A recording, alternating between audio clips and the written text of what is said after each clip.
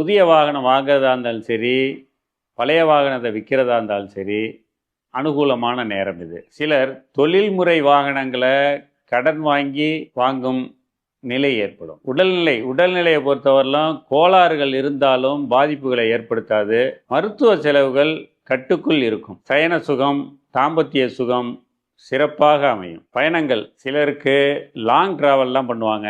வெகு சிலர் வெளிநாட்டு பயணத்தின் காரணமாக அனுகூலமும் ஆதாயமும் சிலருக்கு ஏற்படும். ஷார்ட் டிராவல் அடிக்கடி இந்த காலகட்டம் முழுவதும் ஏற்படும். ஷார்ட் டிராவல் நிறைய இருக்கும். சுப காரியங்களுக்காக சுப செலவுகள் செய்வீர்கள். தடைபற்ற திருமணம் நடைபெறும். மக்கட்பேறு இல்லாதவர்களுக்கு மக்கட்பேறு கிடைக்க வாய்ப்புள்ளது.